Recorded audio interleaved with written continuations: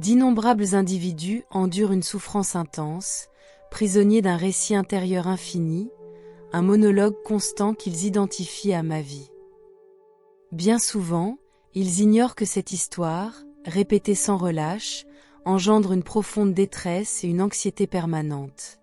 Nombre d'entre eux se sentent écrasés par le poids de ce récit personnel, au point d'envisager des mesures extrêmes pour s'en libérer.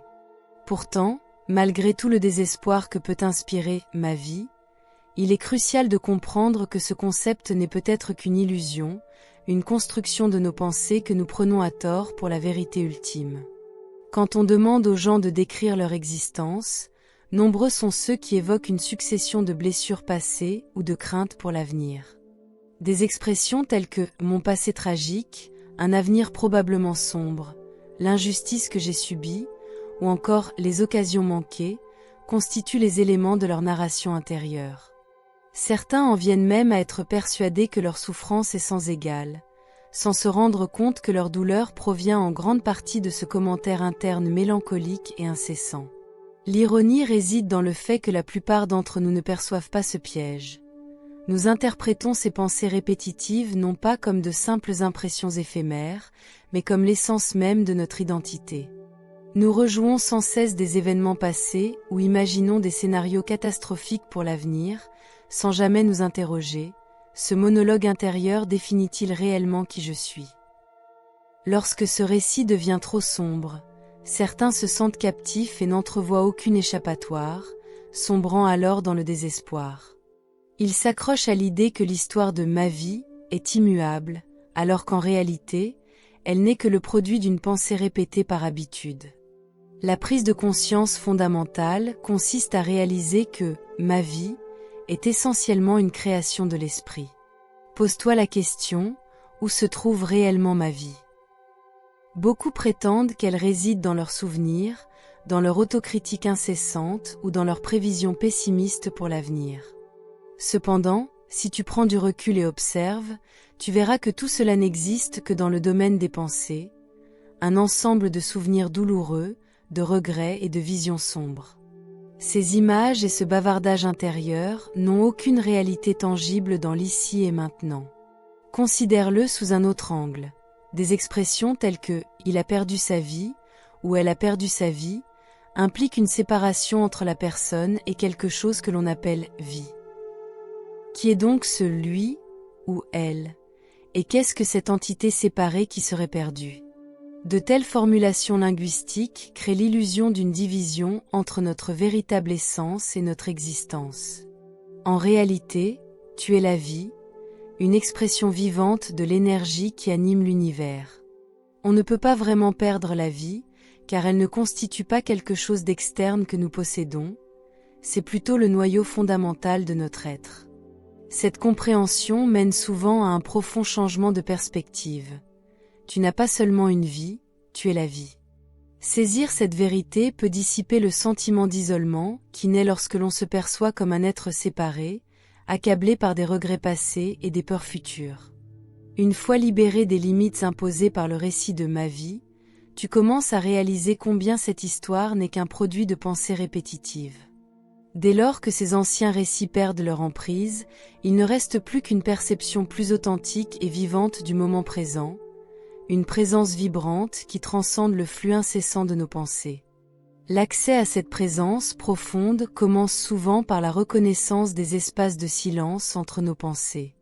Alors que le langage et le commentaire intérieur s'écoulent sans cesse, il existe de subtils intervalles, de courts instants de calme, durant lesquels ton esprit ne génère pas activement de pensée.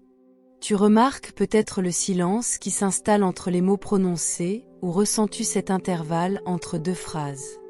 Dans ces moments, tu restes pleinement conscient, pendant que ton esprit se repose brièvement. Tu ne disparais pas. Au contraire, tu accèdes à une dimension plus profonde de ton être, une présence pure et authentique qui transcende toutes les pensées. Vivre ces instants de silence révèle que ton véritable moi n'est pas emprisonné dans des souvenirs ou des peurs, mais incarne la perception vivante de l'existence elle-même. La conscience dans sa forme la plus pure, qui observe les pensées sans se laisser définir par elles. Les pensées sont semblables à des vagues qui ondulent à la surface d'un océan immense, tandis que les profondeurs de cet océan symbolisent cette vaste et silencieuse présence. Si tu restes accroché aux vagues, tu t'identifies à chaque fluctuation. Mais dès que tu prends conscience de la profondeur de l'océan, tu réalises qu'il y a en toi bien plus que l'agitation passagère des pensées. À première vue, cela peut sembler revenir à un état plus primaire, au-delà de la pensée, à l'instar de la perception simple et dépourvue de jugement que l'on retrouve chez les animaux, qui ne se perdent pas dans des raisonnements conceptuels. Toutefois, il ne s'agit pas de revenir à un état préhumain. Certes, les animaux possèdent une forme de conscience libérée du récit intérieur incessant, ce qui les rend souvent plus sereins que nous, humains, qui avons tendance à trop réfléchir, mais nous pouvons également transcender les limites de la pensée sans renoncer à notre faculté de réflexion. Nous pouvons exploiter une dimension supplémentaire de notre conscience qui existe au-delà de l'activité mentale pure. Réfléchis à pourquoi tant de personnes trouvent du réconfort auprès des animaux, notamment des animaux de compagnie. Lorsque tu plonges ton regard dans celui d'un chien et que tu perçois son acceptation pure et sa présence immédiate, le tumulte de tes pensées peut s'estomper, ne serait-ce qu'un instant. Pendant cet instant, le bruit constant des pensées cède la place à une expérience directe et non filtrée de l'existence. Un chien ne te juge pas, il ne t'impose aucune identité conceptuelle lourde. Ce lien fugace, où toi et l'animal vous retrouvez dans un espace dénué de concepts, peut apporter un véritable apaisement à un esprit submergé par un dialogue intérieur incessant. L'objectif n'est pas de devenir animal, mais de réaliser que nous pouvons également vivre dans un état de présence attentive sans nous perdre dans nos pensées. Même la plus brève pause dans nos processus mentaux peut être perçue comme une bouffée d'air frais. Une fois que nous comprenons que ces instants de silence sont toujours accessibles, nous nous libérons progressivement de l'emprise du récit incessant de ma vie. Nous découvrons un sanctuaire intérieur, un havre de paix qui existe indépendamment du bavardage constant de nos concepts. Cette transformation ne requiert pas de réprimer ou de nier nos pensées. Il s'agit plutôt de constater que celles-ci naissent et s'évanouissent naturellement au sein d'un champ de conscience plus vaste. En embrassant cet espace infini et en se concentrant davantage sur le silence, la présence et l'immensité de ta conscience, tu commences à comprendre que ce que tu appelais autrefois « ma vie » n'était qu'un amas de pensées routinières et de fardeaux émotionnels. Derrière tout cela se cache une sensation constante de vitalité qui a toujours fait partie de toi. Il est également essentiel de noter que de nombreuses traditions spirituelles, à travers l'histoire, ont souligné la distinction entre une présence totale et l'égarement dans les pensées. Des pratiques telles que la méditation, la pleine conscience ou la prière ne cherchent pas à faire taire l'esprit de façon permanente, mais à t'aider à te connecter à cette présence profonde qui sous-tend toute activité mentale.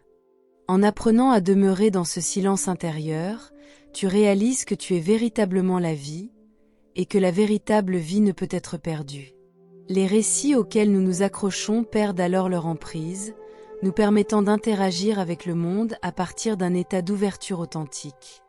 En fin de compte, le choix nous appartient. Nous pouvons continuer à nous identifier au drame incessant de ma vie, ou explorer la possibilité que nous sommes déjà entiers, immergés dans le champ illimité et intelligent de la conscience. Une fois que nous découvrons cette vérité, il devient évident que la joie la plus profonde et la paix la plus durable ne naissent pas de la reconstruction perpétuelle de notre récit intérieur, mais de la libération de l'identité erronée que ce récit nous impose.